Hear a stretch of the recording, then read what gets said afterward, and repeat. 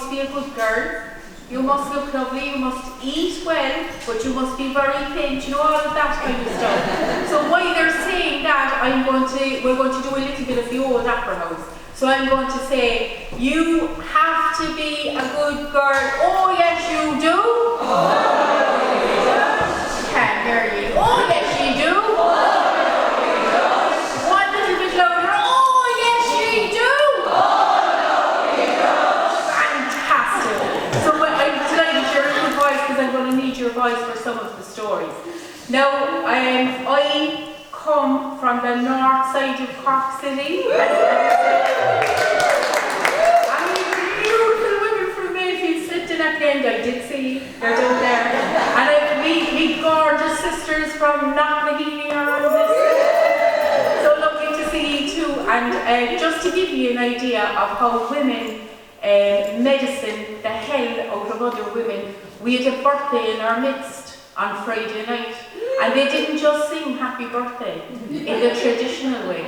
They also sang it with Shannon Sheila and a bit of backing. And we had the London sister in it from London singing the song as well. So I just want to give a shout out to our beautiful Lockie who's down there. Happy birthday. She said about 5 days.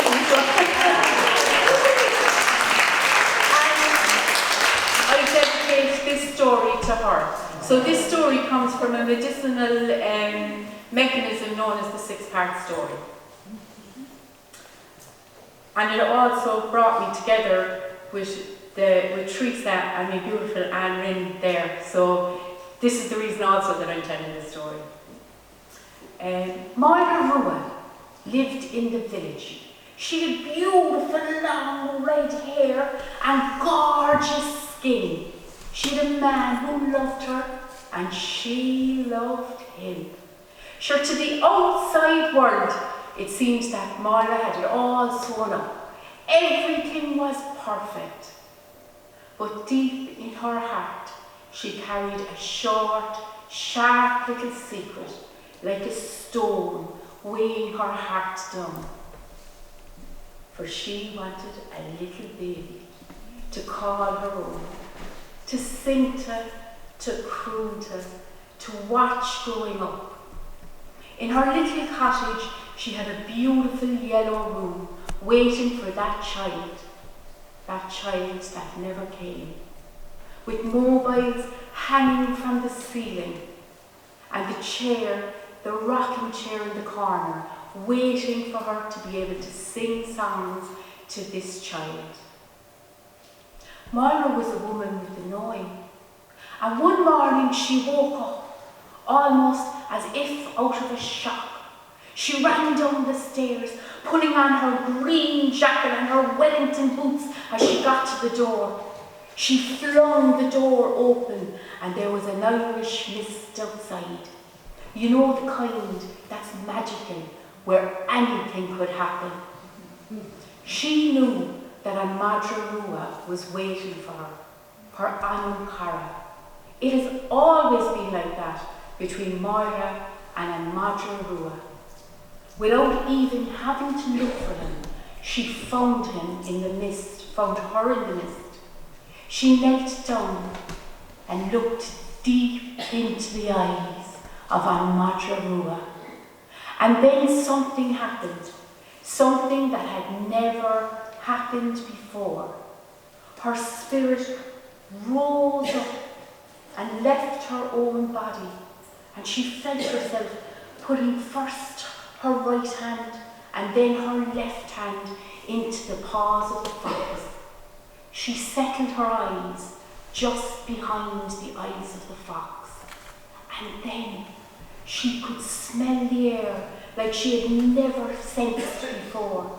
She knew that there was a sheep up in the back field. She knew that the chickens were to the left and that they were a bit nervous because they could sense her too. She went along to the river and she put out her long fox tongue and she tasted the water like she had never tasted it before. Crystal clear. She could taste the salmon that had swum there only 10 minutes before. She could taste a bit of lavender in the water. And then she lifted her head and she knew that herself and Madra were going on a journey. They went into the forest and found the big tree that they always ended up at. But this time she saw something that she had never seen before. There was a little hollow at the base of the tree, the door into her Madra's home.